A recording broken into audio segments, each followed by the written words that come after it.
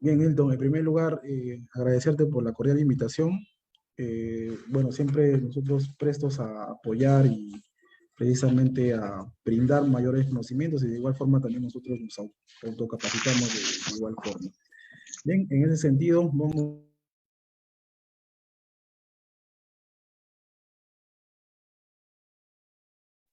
Doctor, su audiencia.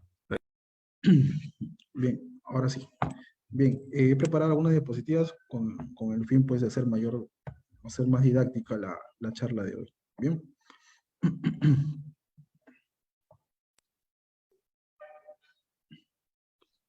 Bien, conforme lo indicó el presentador, el señor Milton, vamos a precisamente desarrollar la audiencia de prisión preventiva.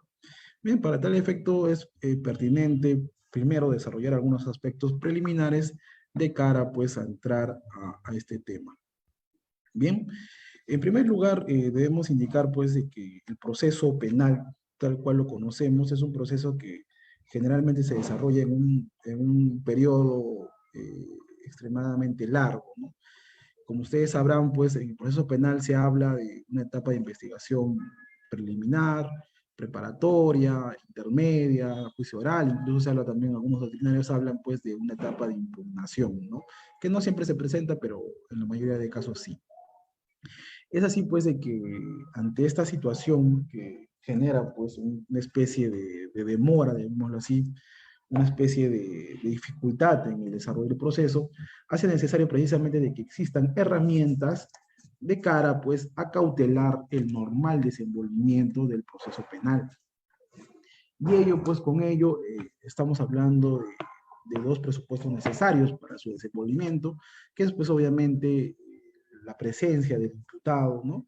En el desarrollo de este proceso, ¿no? De cara pues a no hacer pues el tema de la imposición de la pena un tema infructuoso o simplemente que se preste pues a una ilusión, ¿no? Porque imagínense si se pone una pena privativa de libertad y no está pues el imputado al cual se le va a sujetar a esta prisión, a esta pena privativa de libertad, básicamente no podríamos hablar incluso de que se ha concretizado el fin del proceso, ¿no? Asimismo, pues se habla pues también de cautelar el normal desenvolvimiento del mismo, sobre todo pues en la etapa de investigación, ¿no? Con el fin pues de que los imputados no generen algún peligro de obstaculización, ¿no? O que dificultad pues a la averiguación de la verdad. Bien, pero con ello precisamente tenemos que avanzar precisamente algunos aspectos, ¿no? Quizás ustedes han tenido bien a observar que es bastante recurrente este tipo de audiencias de prisión preventiva hoy en día.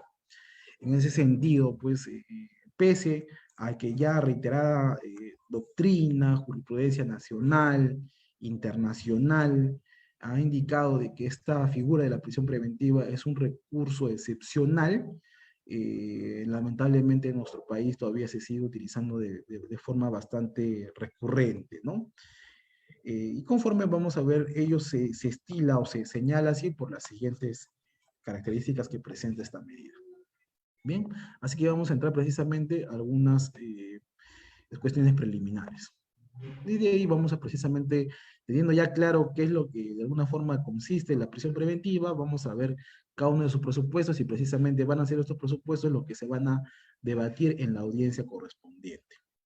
Bien, pero primero entendamos pues qué principios regulan esta figura de la prisión preventiva. Se habla de una excepcionalidad calificada toda vez de que por lo general y basado en el principio de presunción de inocencia, una persona debe ser tratada como tal hasta la imposición de una sentencia. Sin embargo, lo que hace la prisión preventiva es adelantar estos efectos que de alguna forma se reservan para la sentencia condenatoria respectiva, se adelantan con el internamiento en un establecimiento penitenciario del procesado.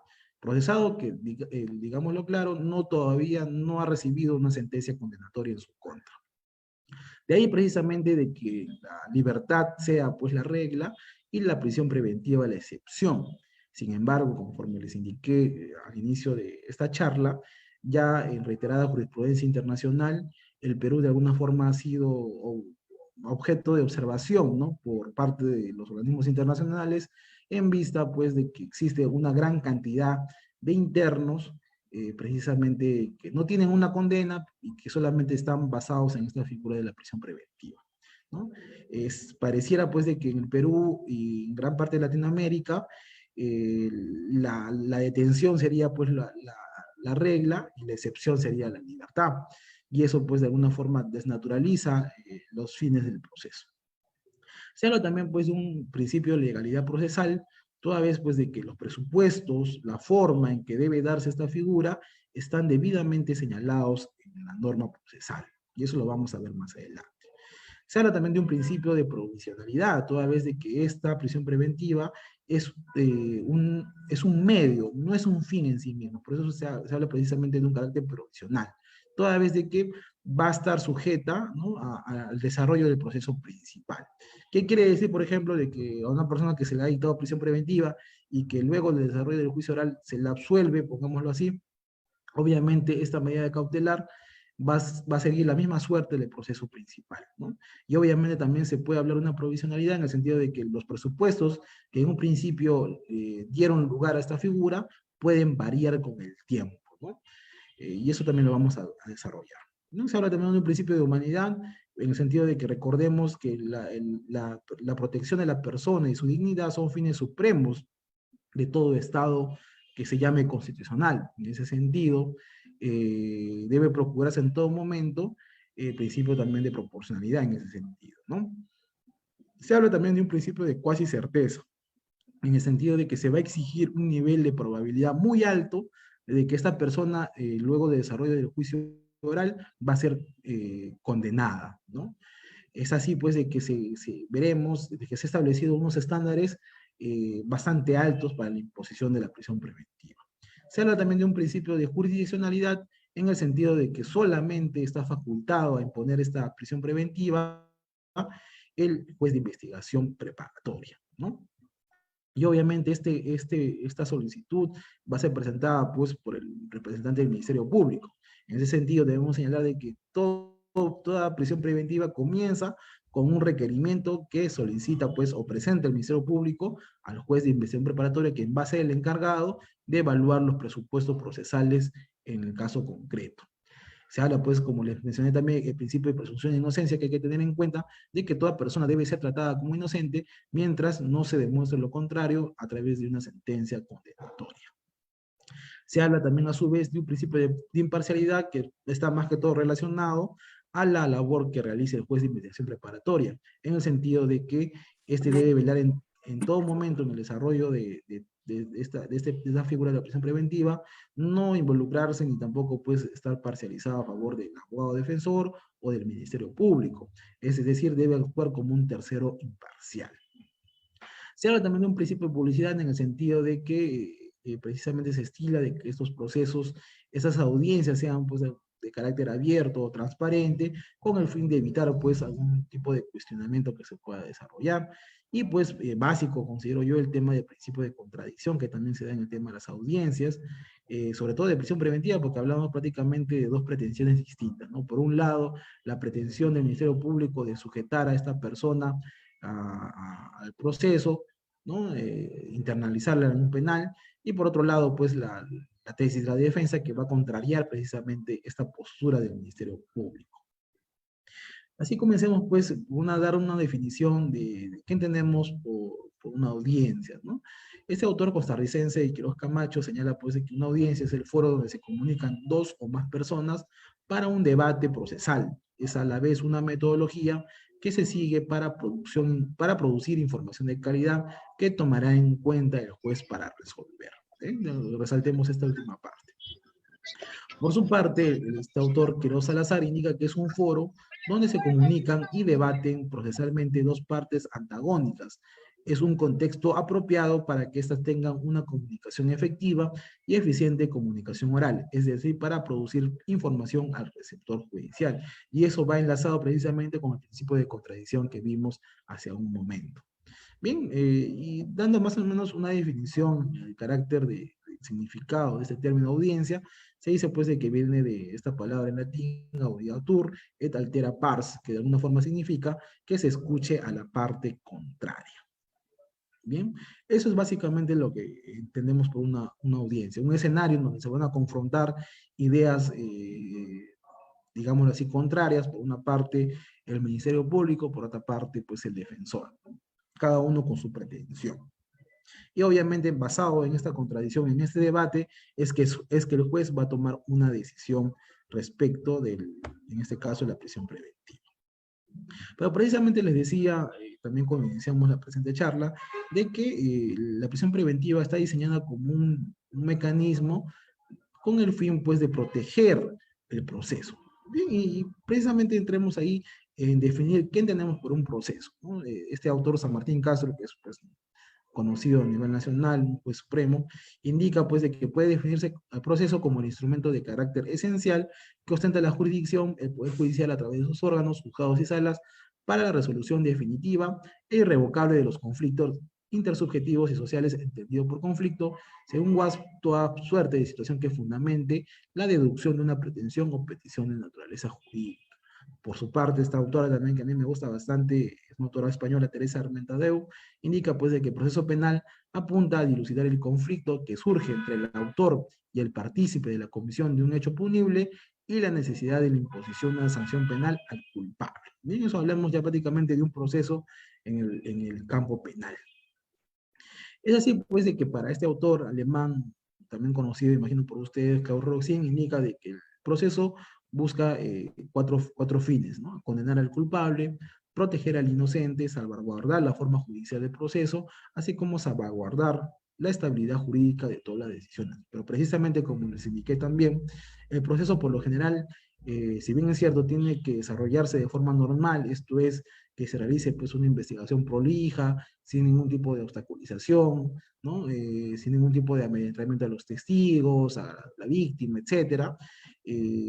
Suceden pues situaciones excepcionales, ¿no? En donde precisamente esta normalidad no va a ser así, puesto que de alguna forma se va a advertir de que el procesado, en este caso, va a dificultar la acción de la investigación o también pues va a tratar de fugarse o va a eludir la acción de la justicia. Y por eso precisamente va a surgir esta figura en la que denominamos la medida cautelar, ¿no? Que va a tener como finalidad, se podría decir principal, contrarrestar estos efectos nocivos que le he comentado. Bien, pero entendamos o definamos qué entendemos por una medida cautelar. La obtención de la tutela judicial no resulta generalmente inmediata, tampoco en el proceso penal. Para que la resolución incida en la esfera jurídica de las partes, se precisan una serie de actos impuestos por el ordenamiento que, previo desarrollo de un proceso, conduzcan a una resolución que debe hacerse efectiva. El tiempo, mayor o menor, pero en todo caso ineludible, que se necesita para alcanzar el citado efecto, pone en riesgo la efectividad de la sentencia, a la par que puede ser utilizado para convertir aquella en inejecutable u ocultar elementos necesarios para fundar la acción penal. Bien, cuando hablemos de inejecutable, prácticamente estamos haciendo referencia a cuando pues el sujeto que va a ser objeto de una imposición, de una prisión, o una pena privativa de libertad, mejor dicho, va a fugar, ¿no? Y obviamente pues esta sentencia va a ser inejecutable, puesto de que no va a ser posible ingresar a esta persona al establecimiento penitenciario, ¿no? Y cuando hablamos pues de ocultar elementos necesarios para fundar la acción penal, estamos hablando de un peligro de obstaculización, ¿no? En el sentido de que la persona procesada va a hacer actos tendientes, va a realizar actos tendientes con el fin de ocultar o modificar o alterar pues algún elemento probatorio. Bien, la medida cautelar, según Tomás Aladino Gálvez Villegas, es un instituto jurídico por medio del cual se garantiza la efectividad de la sentencia a dictarse en un proceso frente a los riesgos derivados por la demora del mismo. Por su parte, Jordi Nieva Fenol la define como órdenes que intentan que el tiempo que tarda en sustanciarse un proceso no acabe provocando la inutilidad práctica en sentido amplio de la sentencia que se dicte. En todo caso, como decimos, lo que se busca es que la sentencia no acabe resultando en su día inutilidad data, o sea, de una sentencia que de alguna forma solamente sea de carácter formal y no tenga pues un cumplimiento en el aspecto objetivo. Las medidas cautelares hallan su justificación en la necesidad de neutralizar el riesgo de frustración procesal, aquel que eventualmente imposibilita la válida prosecución del proceso y la realización de su fin, el mismo que se evidencia cuando existe la denominada peligrosidad procesal, potencial, esto es aquella aptitud y actitud para materializar o tornar en efectivo un riesgo de frustración procesal. Y ustedes dense cuenta aquí precisamente de cuál es la esencia, cuál es se podría llamar elemento central de la prisión preventiva. Es precisamente buscar eliminar este riesgo de frustración procesal. Y precisamente en base a esa finalidad es que va a girar el debate en la respectiva audiencia. ¿Bien? Y precisamente ya entremos un poco precisamente en los presupuestos materiales de las medidas cautelares, ¿no? Precisamente esta autora, Virginia Posada Tortosa, que también la recomiendo bastante, a los que de alguna forma les interesa bastante el proceso penal, habla pues de estos elementos, ¿no? El riesgo de frustración, la peligrosidad procesal y la imputación, que vamos a ver, esto está presente en todas las medidas cautelares, no solamente en la prisión preventiva, sino también, por ejemplo, hablemos de detención preliminar, hablemos de quizás impedimento de salida, entre otros. Bien, esos tres elementos siempre van a estar presentes en una medida cautelar, ya sea personal o ya sea de carácter real.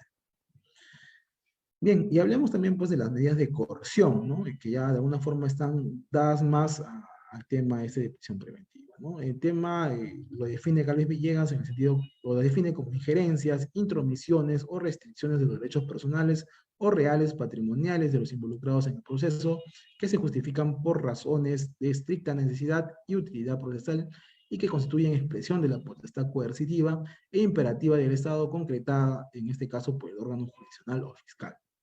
Recordemos, señores, de que la libertad personal, así como la vida, la integridad física, la intimidad y otros valores de alguna forma positivizados en nuestra Constitución, son derechos fundamentales, ¿no? Son derechos que se deben procurar en todo momento. Precisamente de ahí viene el debate o la crítica que se realiza pues a la aparición de esta figura de la prisión preventiva, toda vez de que se realiza una afectación grave a libertad personal de las personas, pese a que no existe una sentencia condenatoria que demuestre su culpabilidad, ¿no? Precisamente lo que se critica, lo que se discute, lo que se debate en este aspecto de la prisión preventiva es de que se interna una persona en una prisión pese a que no esté demostrada su culpabilidad, ¿no?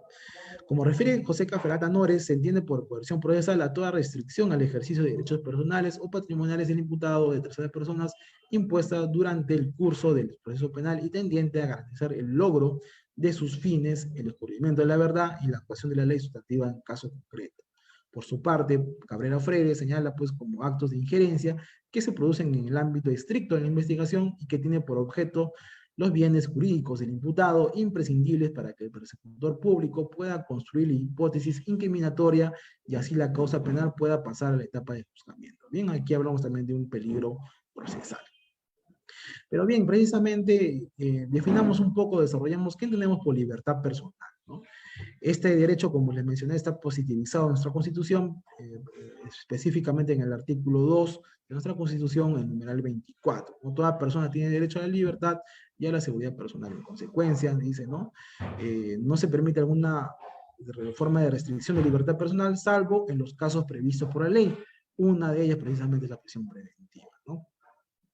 También indica, pues, el literal F, nadie puede ser retenido sino por mandato escrito y motivado del juez o por las autoridades policiales en caso de flagrante delito, ¿no? Que es un tema también que eso también puede suceder. Pero justamente lo que queremos señalar en este aspecto es de que las restricciones, las limitaciones, las afectaciones a la libertad personal deben, para ser válidas, deben estar previamente positivizadas en la ley, ¿no? Por eso precisamente hablábamos también de un principio de legalidad procesal en ese aspecto. ¿Bien? Por el Tribunal Constitucional, precisamente, respecto a la libertad personal, ha indicado de que no es no solo un derecho fundamental reconocido, sino un valor superior del ordenamiento jurídico. Pero su ejercicio, como todo derecho, no es absoluto e ilimitado, pues se encuentra regulado y puede ser restringido mediante una ley. Por ello, los límites a los derechos pueden ser impuestos por la misma norma que reconoce el derecho por el ejercicio de uno o más derechos constitucionales o por el ejercicio de uno o varios bienes jurídicos constitucionales. Y que efectivamente, cuando veremos más adelante el tema de proporcionalidad, van a entrar precisamente estos dos conflictos, ¿no? Por un lado, la libertad personal, el derecho a la libertad personal del procesado o de la persona, y por otro lado, pues, digamos, el deber que tiene el Estado de garantizar la protección de las personas, o por ejemplo, si hablamos de un delito de corrupción, de combatir precisamente este fenómeno, ¿no? Bien, y definamos ya, entrando ya un poco más al tema en cuestión, definamos qué es la prisión preventiva, ¿no? La prisión preventiva se define como la más grave e intensa afectación del derecho fundamental de la libertad personal previa a la imposición de una sentencia, ¿no? Es en este marco que surge una fuerte tensión entre principios constitucionales trascendentales y representa un nuevo grado de complejidad y gravedad en la privación de la libertad cautelar, caracterizada en relación con los demás estados por su eventual prolongación en el tiempo y su consiguiente estabilidad. Esto precisamente ha conllevado a que algunos autores nieguen o de alguna forma se muestren agnósticos de la prisión preventiva, ¿no? Por su parte, por ejemplo, este autor famoso en tema de constitución, el tema, este autor italiano Ferraioli, también pues se muestra de alguna forma tendiente a cuestionar la existencia de esta figura. Y así podemos resaltar a varios, ¿no? Surge como consecuencia de una resolución jurisdiccional debidamente motivada de carácter provisional y duración limitada que se adopta en el seno de un proceso penal, por la que se priva del derecho a la libertad del imputado por la comisión de un delito grave en quien concurre un peligro de fuga suficiente para presumir racionalmente que se ausentará de las actuaciones del proceso o un riesgo razonable de ocultación o destrucción de fuentes de prueba. Bien, y aquí precisamente va a ser los dos presupuestos que van a sustentar o que de alguna forma va a pretender sustentar el Ministerio Público en la determinada audiencia, ¿no? Que se ausentará de la solución del proceso o también un riesgo de ocultación o destrucción de las fuentes de prueba. Por su parte, esta sentencia casatoria, la 1-2007 Guaura, indica pues, de que es una medida coercitiva personal estrictamente jurisdiccional, que se adopta, como les mencioné, a instancia del Ministerio Público y en el seno de un proceso penal, debidamente incoada siempre que resulte absolutamente imprescindible y que persigue conjurar un peligro de fuga o un riesgo de ocultación o destrucción de fuentes de prueba. No se le puede atribuir el papel de instrumento de la investigación penal ni tiene un fin punitivo. Y está como ve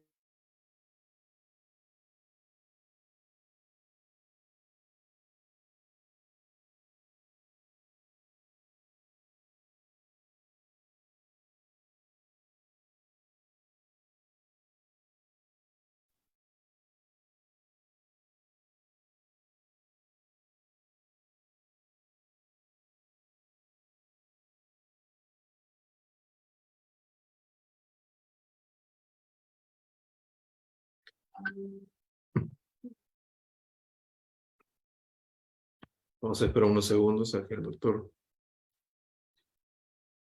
ingrese.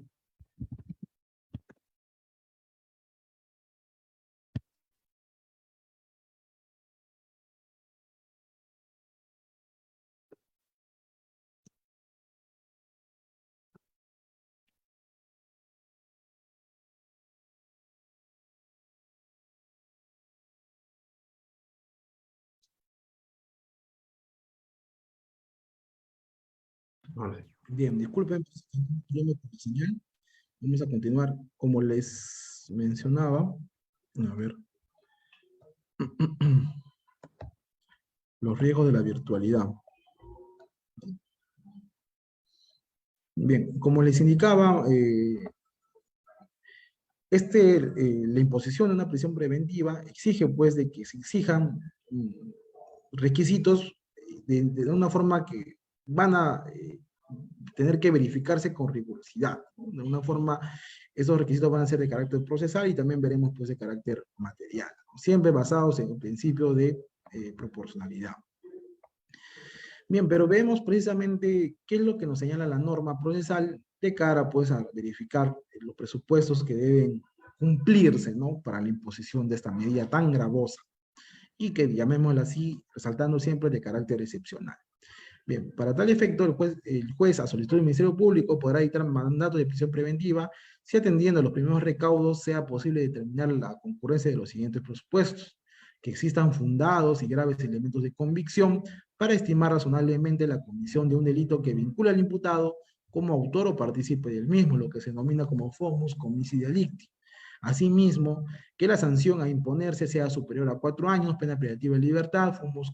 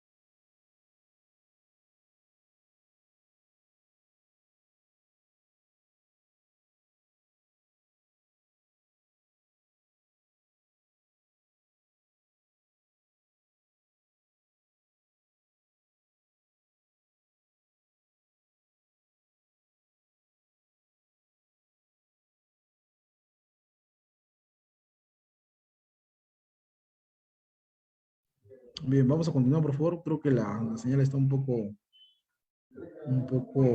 mal, un poco débil. Pero bien, como les decía, chicos, los requisitos de la prisión preventiva se encuentran positivizados en nuestra legislación procesal, ¿no? Específicamente en el artículo 268, perdón, del Código Procesal Penal, ¿no?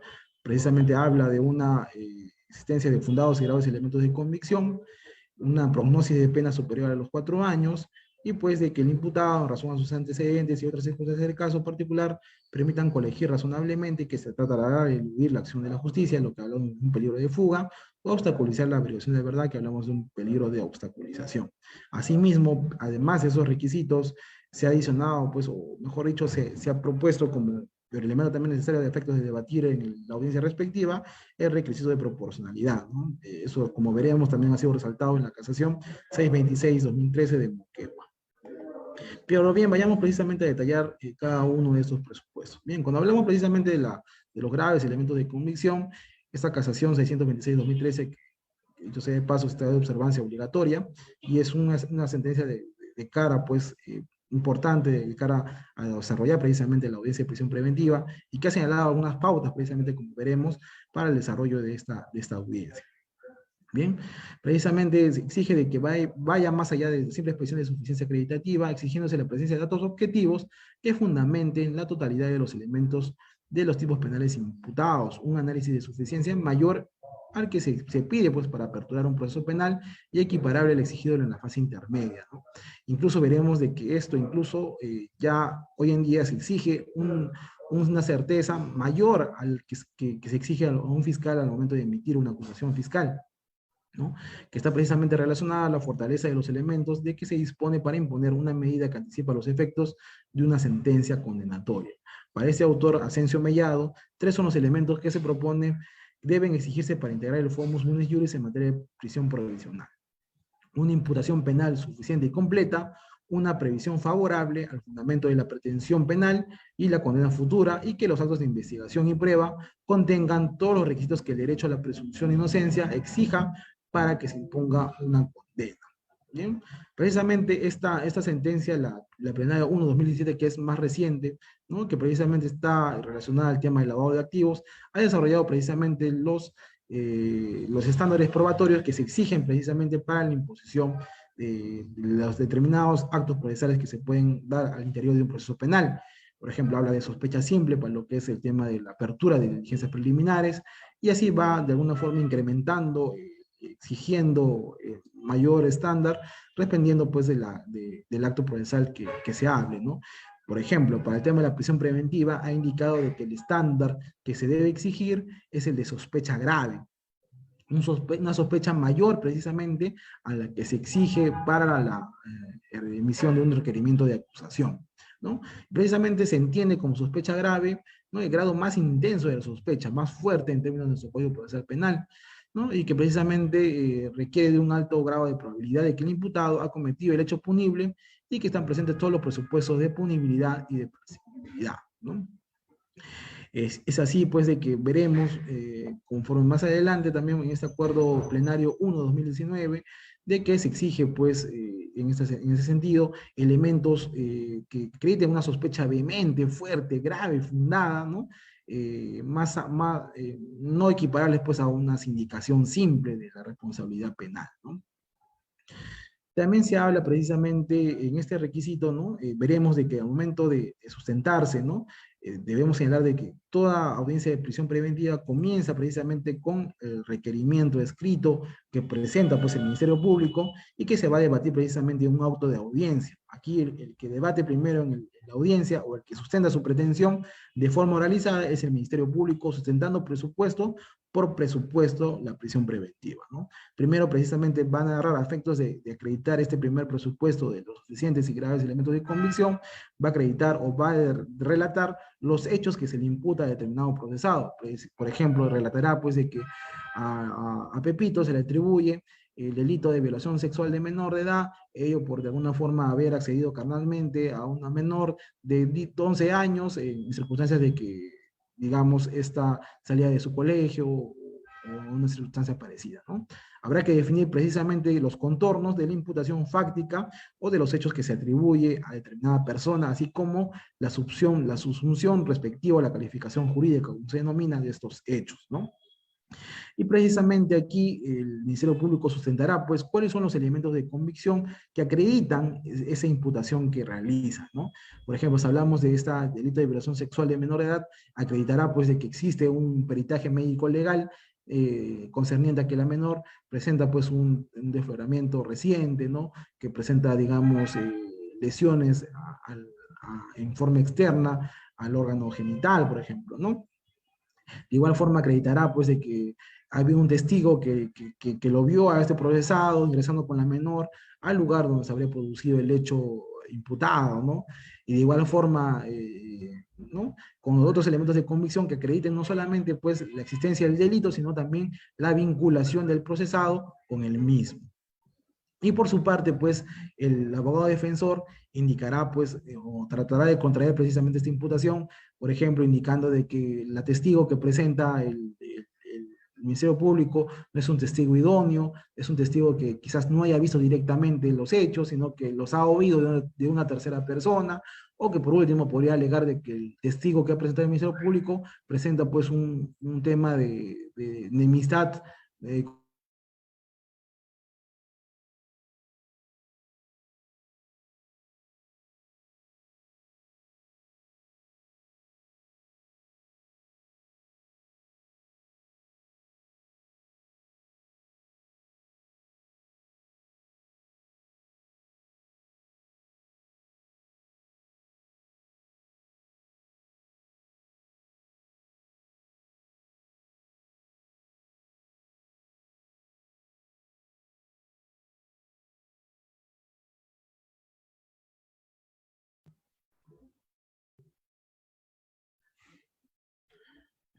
seguimos un poco con el error. Sí, doctor, sí. No se preocupe, está bien. Bien, voy precisamente a utilizar a ver el celular, ojalá que esté un poco mejor.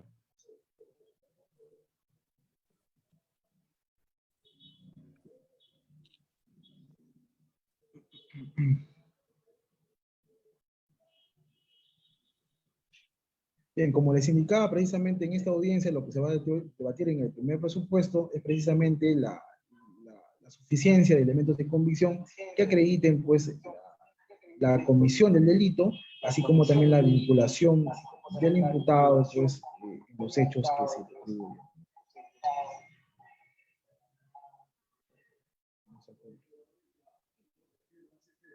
Bien, es así pues de que por su parte el abogado defensor lo que dirá o tratará de refutar será pues la suficiencia, la idoneidad, la consistencia de esos elementos de convicción que acredite o que presente el Ministerio Público.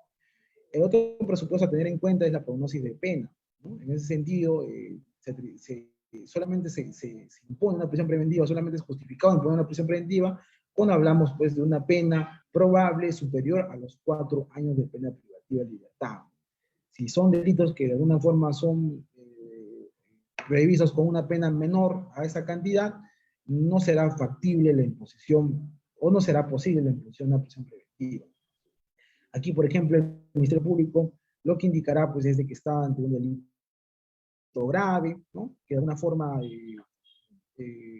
se cumplen todos los requisitos del tipo penal, entre otros, ¿no? Por su parte, aquí lo que debatirá el abogado defensor será pues de que existen circunstancias de atenuación o que incluso pues va a acogerse a una medida de una salida alternativa al proceso, una confesión sincera o incluso pues podrá alegar de que existe una atenuante privilegiada, entre otros, ¿no? Ello con el fin precisamente de debatir la prognosis de pena.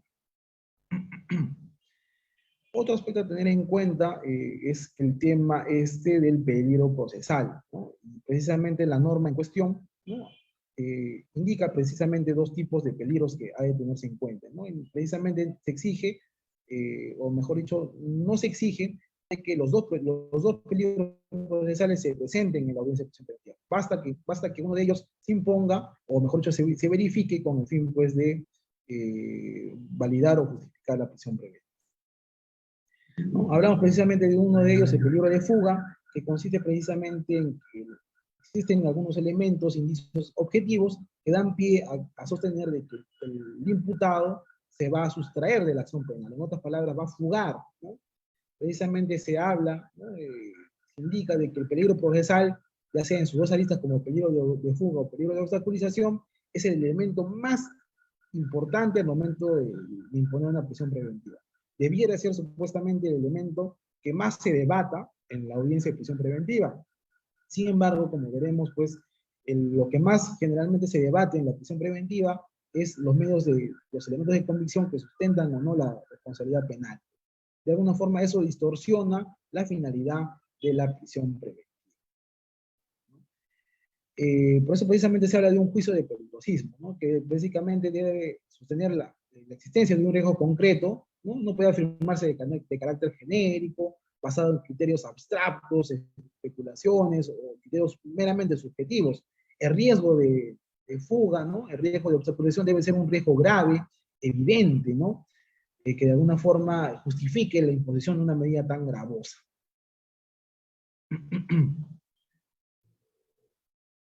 Bien.